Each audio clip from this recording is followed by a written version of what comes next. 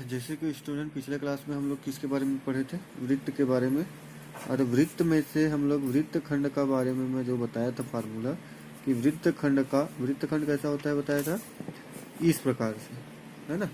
तो इसका जो क्षेत्रफल ज्ञात करने के लिए हमको क्या निकालना पड़ता है, इसका केंद्र से जब हम इस प्रकार से करेंगे तो इस प्रकार से होता है। तो ये पूरा वो जो भाग है वो त्रिज्य खंड कहलाता है। तो त्रिज्य खंड के क्षेत्रफल में से हम लोग इस त्रिभुज के क्षेत्रफल को घटाएंगे तो इस वृत्त खंड का क्षेत्रफल निकलता है। तो फार्मूला जो हम बताए थे वो था, जैसे यहाँ का मान लिया जाए थीटा है, ये आर है, ये ए पोर्शन है, ये बी पोर्शन है। तो ये हो जाएगा theta by 360 into pi r square. ये किसका फार्मूला हुआ, इस त्रिज्य खंड का फार्मूला है। इस त्रिज्य खंड के क्षेत्रफल में से हम लोग किसको घटाएंगे बताया था, त्रिभुज ए बी सी, यदि सी यहाँ पे सेंटर है, ठीक है। त्रिभुज ए बी सी इसको घटा देंगे। तो मैं बताया था ये त्रिभुज ए बी सी जो है वो एक प्रकार से क्या होता है, समद्विबाहु त्रिभुज होता है। तो इसका जो क्षेत्रफल निकालने के लिए तो जो फार्मूला है वो फार्मूला होता है a/4 under root 4 B square minus A square.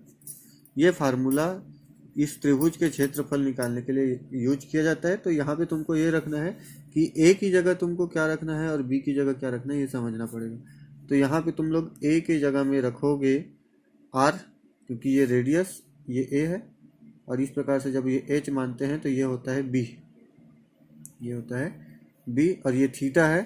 तो तुम लोगों को बी के बराबर जो रखना है वो रखना है 2r साइन थीटा बाई 2। इस चीज़ को याद रखना है, बी का मान क्या रखना है, 2r साइन थीटा बाई 2। इस फार्मूले में रखोगे तो तुमको इस त्रिभुज का क्षेत्रफल प्राप्त हो जाएगा। इसके अलावा कल एक छोटा सा चीज़ और छूट गया था, वो है सेमी सर्कल। सेमी सर्कल या इसी को क्या बोलते हैं, अर्धवृत्त। अर्धवृत्त कैसा होता है, इसी प्रकार से होता है। मतलब एक जो पूरा वृत्त होता है उस पूरे वृत्त का एक आधा भाग, मतलब यदि इस प्रकार से करता तो एक पूरा वृत्त बन जाता है, उसका आधा पार्ट मतलब यहाँ पे सेंटर होगा उसका। तो इस अर्धवृत्त के लिए इधर भी आर होगा और इधर भी आर होगा, है ना। ये ए है, मान लीजिए ये है बी। तो इसका क्षेत्रफल क्या होगा, पाई आर स्क्वायर बाई 2। हमेशा याद रखना है इस पूरे वृत्त का आधा, पूरे वृत्त का आधा।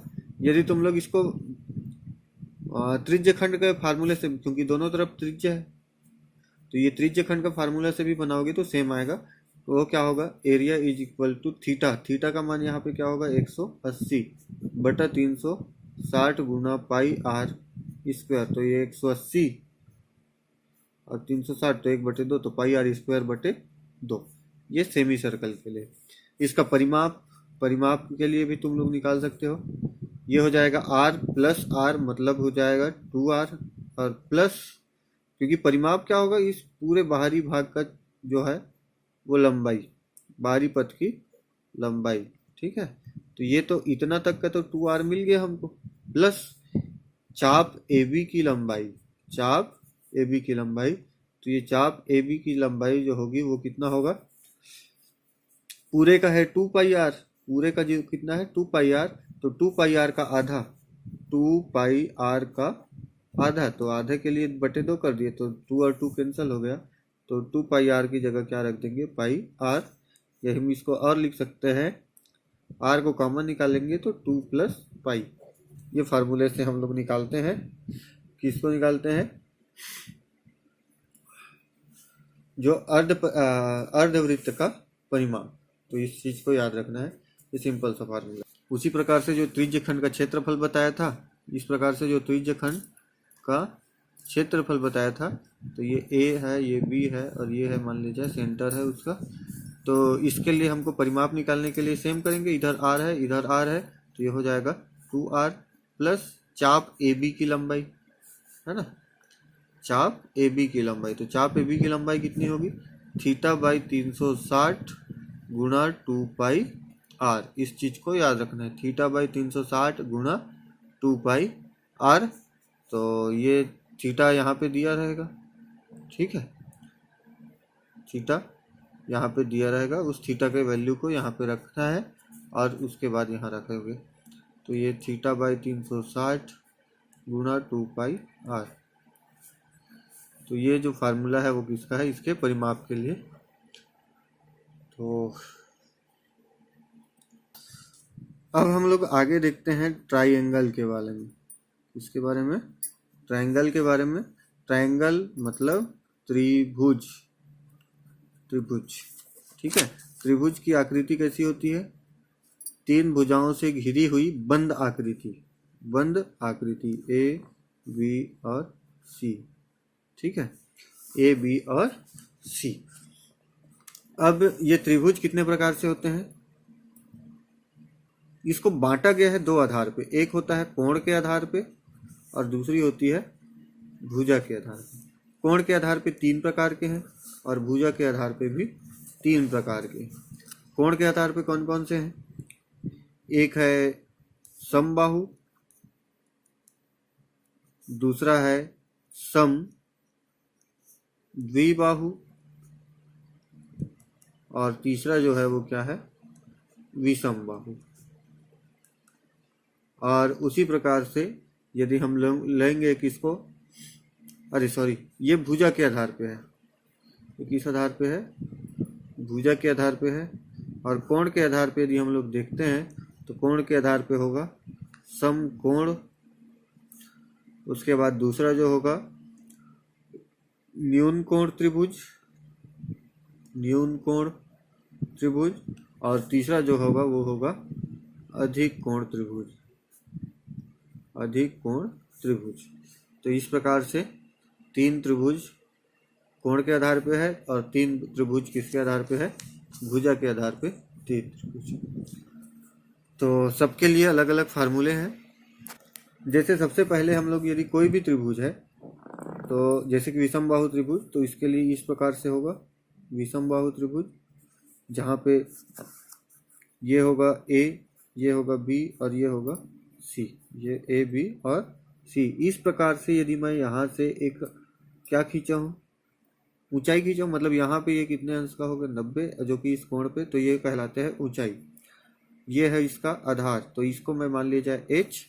तो इस त्रिभुज, मतलब कोई भी त्रिभुज को निकालने के लिए 2 ऐसे फार्मूले हैं जो कि हर एक त्रिभुज के लिए लागू होता है, ठीक है। तो सिंपल सा है 1/2 BH।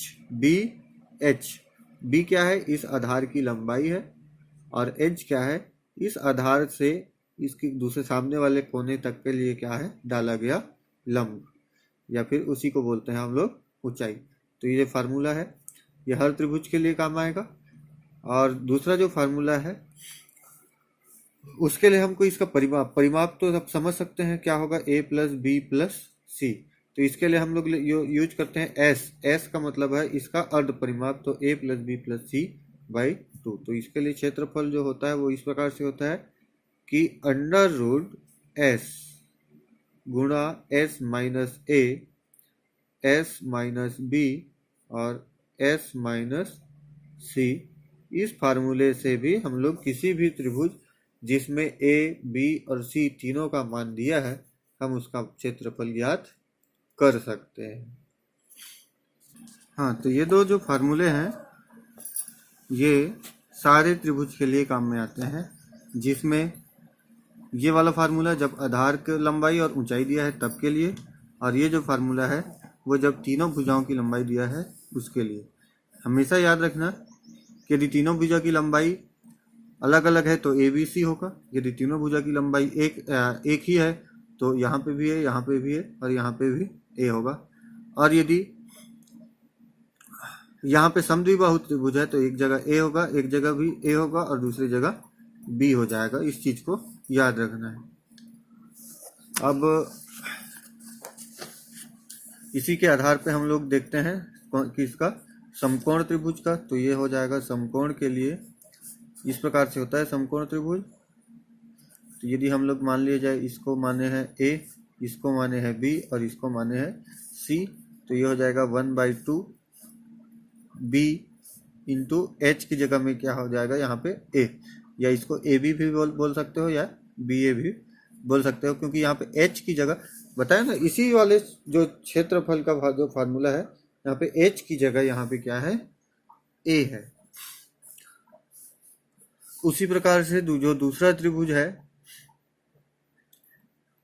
यहाँ पे सेम तुम लोग वो वाला फार्मूला भी लगा सकते हो अर्ध परिमाप के क्षेत्रफल के थ्रू। यदि ए बी सी तीनों का मान दिया है तो, और यदि सी का मान नहीं दिया है तो इस समकोण त्रिभुज में ए और बी से भी तुम लोग इसका क्षेत्रफल निकाल सकते हो। अब इसके बाद समद्विबाहु त्रिभुज है। समद्विबाहु त्रिभुज में से इसका मान भी क्या होगा, यदि मैं इसको बी मान रहा हूँ, इसको मान रहा हूँ क्या बी, और इसको भी माना हूँ बी, और इसका मान को माना हूँ मैं ए माना हूँ, तो याद रखना इसके क्षेत्रफल की निकालने के लिए क्या क्या, एक वो वाला बताया था अर्ध परिमाप वाला, उससे तो निकल ही जाएगा। इसके अलावा इस वाले फार्मूले से भी निकलेगा, जैसे कि यहाँ पे ये इसका मान है h, तो ये वाले जो आधा है उसका हो जाएगा a/2 हो जाएगा, है ना। इस आधे का मान कितना हो जाएगा a/2। अब इसके बाद क्या करना है, h का मान हम लोग पाइथागोरस प्रमेय से निकाल सकते हैं। क्या हो जाएगा, b का स्क्वायर इज इक्वल टू हो जाएगा h स्क्वायर प्लस हो जाएगा a स्क्वायर बाई 4, मतलब a 8/2 का होल स्क्वायर, मतलब a स्क्वायर बाई 4। हमको निकालना है किसका मान, h का, तो ये हो जाएगा b स्क्वायर प्लस की जगह हो जाएगा ये माइनस a स्क्वायर बाई 4। ये किसका मान निकलेगा, h का मान निकलेगा। अब इसका वर्गमूल निकालना है हमको, इसका क्या निकालना है, वर्गमूल निकालना है। क्यों, क्योंकि ये किसका मान है h स्क्वायर का। तो h निकालने के लिए क्या करेंगे, h के लिए करेंगे, ये हो जाएगा सबसे पहले इसको पक्षांतर, ये इसको निकालते हैं तो ये हो जाएगा 4b square minus a square by 4। तो ये 4 बाहर निकल जाएगा, 4 बाहर निकल के कितना हो जाएगा 1/2 under root 4b square minus a square. तो ये किसका मान निकला है, h का। और हमारे पास फार्मूला जो है वो क्या है, 1/2 b into h, 1/2 b into h। तो इस b इंटू h में से h का मान रख देंगे, b की जगह यहाँ पे पहले से क्या दिया हुआ है, a दिया है, b की जगह यहाँ पे क्या दिया है, a। पूरे को देखना है अब यहाँ पे, यहाँ पे 2 है, तो ये a/2 और a/2 मिल करके क्या हो गया, a हो गया। तो 1/2 a की जगह के में हम लोग क्या रखेंगे, a 1/2 इंटू बी की जगह है a इंटू h का मान क्या है 1/2 under root 4b square minus a square. तो ये 1/2 और 1/2 हो जाएगा बटे में 4, और a का 1 के साथ गुणा करिए तो a/4 under root 4b square minus a square. इस फार्मूले से भी हम लोग निकल सकते हैं। तो ये आया कहाँ से फाइनली, ये 1/2 BH से ही आया हुआ है। तो ये जो फार्मूला है वो भी किसके लिए है, समद्विबाहु त्रिभुज के लिए है। इस चीज को याद रखना है, ये मेन फार्मूला है। सेम समबाहु त्रिभुज के लिए भी है। समबाहु त्रिभुज का फार्मूला है, समबाहु त्रिभुज का फार्मूला, समबाहु त्रिभुज क्या होगा जिसमें तीनों का मान a और a है। तो इसके लिए फार्मूला होता है एरिया इज इक्वल टू वर्गमूल 3/4 a स्क्वायर, वर्गमूल 3/4 a स्क्वायर। तो इसके लिए तुम लोग ये फार्मूला कैसे आया ये निकाल के बताना। इसमें भी ये h का वैल्यू रखोगे, पाइथागोरस प्रमेय से h का मान निकालोगे, और उसको फार्मूला को किस में रखोगे, 1/2 BH में रखोगे तो मान आ जाएगा। इस चीज को याद रखना है। यहाँ पे b की जगह में क्या है, a है। तो इससे रख के तुम लोग इस फार्मूले को निकाल सकते हो। अब समबाहु त्रिभुज का परिमाप यदि देखेंगे तो वो 3a होगा, क्योंकि a और a 3a। इसी को बार समद्विबाहु त्रिभुज के लिए देखोगे तो 2a प्लस b हो जाएगा। क्यों, 2b प्लस a हो जाएगा, यदि क्योंकि b और b हो जाएगा 2b प्लस a। अब इसके बाद हम लोग देखते हैं हो गया। बाकी सारे त्रिभुज के लिए तो तुम लोग निकाल ही सकते हो, जैसे कि न्यून कोण हो गया, तो न्यून कोण को भी ABC अलग फार्मूले से निकाल सकते हो इस प्रकार से, ABC। परिमाप अधिक कोण हो जाएगा तो अधिक कोण के लिए भी इसे ही फार्मूला लगा करके निकाल सकते हो। मतलब कौन सा वाले फार्मूले से, S वर्गमूल S under root S minus A S minus B S minus C करके इसका जो भी न्यून कोण है, अधिक कोण त्रिभुज है, या फिर कोई भी विषमबाहु त्रिभुज है, उसका मान निकाल सकते हो। तो इस चीज़ को याद रखना है कि वो जो दो मेन फार्मूले जो मैं शुरू में बताया हूँ वही सारे के सारे त्रिभुजों के लिए उपयोग में आएंगे। ठीक है, तो वृत्त और त्रिभुज से रिलेटेड मैं आज कुछ सवाल दिया हूँ, उसको तुमको बनाना है।